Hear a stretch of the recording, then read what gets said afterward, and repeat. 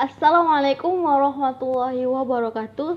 Selamat siang Mem, selamat siang teman-teman semua.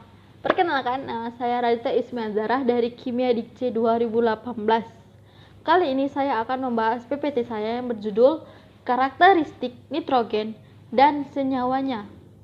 Sebelum itu, alangkah baiknya kita berdoa dengan kepercayaan dan keyakinan kita masing-masing. Doa dimulai.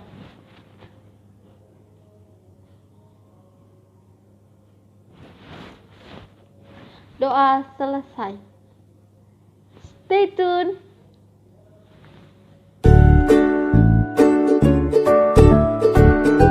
Kali ini saya akan membahas yaitu karakteristik nitrogen dan senyawanya.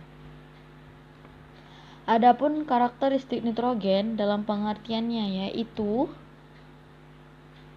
unsur golongan 5A dalam sistem periodik unsur yang menandakan bahwasanya N itu lambangnya dan nitrogen ini mempunyai nomor atom yaitu 7. Dalam unsur ini dia mempunyai relatif yang stabil. Dan dalam pengertian lainnya bahwasanya zat komponen penyusun ini utama di dalam atmosfer bumi. Kenapa? Karena nitrogen ini dia unggul dalam kadar atmosfer bumi tersebut. Ada halnya bentuk-bentuk isotop yang mempunyai jumlah 14 isotop, diantaranya 4 bersifat radioaktif. Yang paling stabil dari isotop-isotop 14 jumlah ini adalah N14 dan N15. Selain itu, ada pula kegunaan nitrogen. Yang pertama, nitrogen digunakan sebagai gas inert oleh industri kimia dalam industri teknologi makanan dan metalurgi. Bahwasanya metalurgi itu adalah salah satu bidang ilmu dan teknik bahan mempelajari kimia fisika dalam bahan non-logam dan antar non-logam. Kedua, nitrogen dipergunakan untuk membekukan makanan dan mendinginkan dalam pengobatan rematik. Contoh dari pembekuan makanan ini adalah makanan yang snack yang dibekukan oleh nitrogen dan mengeluarkan asap dari makanan tersebut. Ketiga, mendaur ulang material komposit dan digunakan sebagai pompa ban. Banyak di dalam kehidupan kita bahwasanya kita mengisi ban nitrogen karena dia awet dari ban itu tersebut dan dia mempunyai tekanan tetap stabil. Keempat, yaitu adalah dalam bidang pertanian dan perusahaan, bentuk kalium nitrat menghasilkan serbuk peledak sebagai baja dan stok makanan ternak kimia. Adapun sifat fisika nitrogen yang pertama yaitu dia fasenya gas, titik di dia 77,36 Kelvin, titik di leburnya itu 6,315 Kelvin, struktur kristalnya heksagonal, kalor penguapannya 5,57 kJ mol, dan kapasitas kalor 29,124 Joule, berat jenis relatif 0,97, berat molekul 28,013, kalor pelebur yaitu 0,720 kJ per mol. Dan nitrogen ini adalah bersifat non-polar dia, sehingga gaya van der Waals ini antar molekul sangat kecil sekali. Adapun sifat kimianya nitrogen tersebut yang pertama yaitu molekul N2 berikatan kovalen rangkap 3 yang memiliki energi ikatan yang relatif yaitu 946 kJ mol. Yang kedua, pada suhu ruangan N2 atau biner bereaksi sangat lambat dengan logam Li yang menghasilkan Li3N. Yang ketiga, bahwasanya nitrogen ini dia bereaksi dengan hidrogen atau oksigen dengan suhu yang tinggi seperti loncatan listrik yang membentuk gas NH3 dan NO3. Selanjutnya, senyawa-senyawa nitrogen. Ada 4 senyawa nitrogen yaitu amonia yang pertama. Amonia ini adalah gas mudah mencair yang mempunyai titik didih min 33,4 derajat Celcius dan membeku pada min 77,7 derajat Celcius. Amonia ini baunya sangat khas dan keberadaan di udara itu kadarnya 50-60 ppm. Dan amonia ini dalam tubuh kita ini bisa menyebabkan iritasi mata dan masuknya ke paru-paru. Dalam penggunaan amonia ini, bahwasanya induk pembuatan senyawa nitrogen seperti asam nitrat yaitu HNO3 dan amonium klorida yaitu NH4Cl. Kedua yaitu nitrida. Nitrida ini adalah senyawa biner nitrogen, yaitu mempunyai bilox 3 dengan unsur lain hidrogen. Nitrida ini dia logam 1A dan logam 2A yang mempunyai titik leleh yang paling tinggi yang bersifat ionik. Sebagai contoh N3 positif negatif, dan juga melalui pemanasan yang suhunya tinggi dengan amonia atau nitrogen.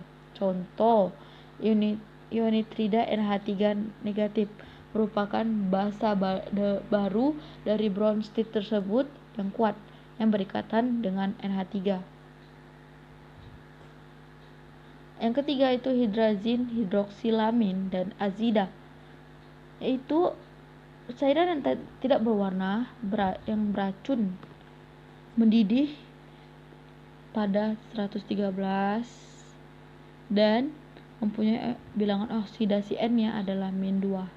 Keempat, asam okso dan oksida nitrogen ada 2, yaitu asam nitrat, dinitrogen penoksida, dan ionitrat, yaitu dengan bilangan oksida nitrogen tertinggi dia, positif 5. Yang B, oksida nitrogen lainnya, yaitu diantaranya nitrogen oksida N2O ini dapat dibuat melalui reaksi penguraian amonium nitrat. Penggunaannya bisa kita lihat di dalam PPT bahwasanya penggunaan utama itu sebagai antesis. Adapun di sini nomor 1 itu perbandingan sifat periodik afinitas elektron, keelektronegatifan, dan potensial reduksi terdapat dalam satu golongan. Yang pertama afinitas kan. Afinitas bahwasanya energi yang dilepaskan oleh atom dalam keadaan gas dan dia membentuk ion negatif.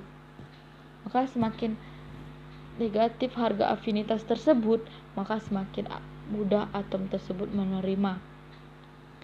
Adapun satu golongannya yaitu dari atas ke bawah nih, harga afinitasnya elektronnya semakin kecil, berarti bertambah positifnya, dan bahwasanya afinitas elektron nitrogen itu adalah 0. Nih, bisa kita lihat bahwasanya besar dibanding golongan ini adalah P, A, S, S, B, dan BI. Adapun keelektronegatifannya dalam pengertiannya itu cenderung menarik elektron sehingga bermuatan negatif. Dalam unsur N ini dia lebih tinggi keelektronegatifnya dibanding unsur lainnya seperti Li, P, dan BI. Ketiga, potensial reduksi. Potensial reduksi ini dia bahwasanya diukur dalam 1 volt atau milivolt, yang dimiliki oleh potensial reduksi introksinya semakin positif, potensialnya semakin besarlah afinitas yang terjadi. Yang kedua adalah yaitu dalam sifat periodik afinitas elektron, keelektronegatifan, dan potensial reduksi dengan satu periode. Adapun afinitasnya yaitu sama pengertiannya, dan afinitasnya juga 0, dan dia dari kiri ke kanan harga afinitasnya semakin besar. Adapun keelektronegatifannya dalam satu periode itu dia semakin ke kanan dia positif. Suatu atom dalam satu periode, tabel periodik semakin besarlah keelektronegatifan tersebut. Dalam unsur N juga lebih tinggi dia nilai elektronegatifannya dalam satu periode. Adapun potensial reduksinya sama dengan satu golongan dan satu periode ini sama. Dalam pengertian diukur dalam satuan volt dan milivolt. Adapun reaksi di antara asam nitrat dengan logam, tembaga, dan apa yang harusnya secara teori diamati ketika reaksi terjadi. Bisa kita lihat bahwasanya ada reaksi ini. Ini dalam teorinya, secara teori itu adalah penambahan serbuk Cu nih dalam HNO3 yang membentuk warna merah dengan lakmus biru, di mana warna gas yang itu berasal dari gas NO2, dan gas ini dia bersifat asam. Karena berasal asamnya itu dari H2SO4 pekat serta warna biru dari larutan yang warna spesifik, bahwa menandakan adanya ion Cu2 positif nitrogen mengalami reduksi. Nah, bisa kita lihat dari persamaannya, yaitu nih 4HNO3 aqueous tambah Cu solid menghasilkan CuNO3 2 kali aqueous tambah 2NO2 gas tambah H2O aqueous. Di sini bisa kita lihat bahwasanya CuNO3 2 kali itulah dia tereduksi. Dari persamaan di atas dapat diketahui bahwanya oksidasi nitrogen turun dari positif 5 menjadi positif 4.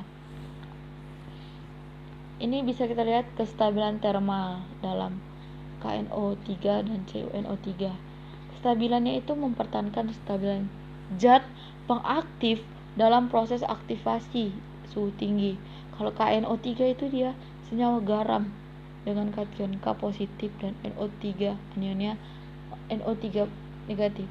Dan dia ini sifatnya elektrolitnya kuat, sangat kuat, dan merupakan unsur suatu sumber nitrogen yang paling penting di alam.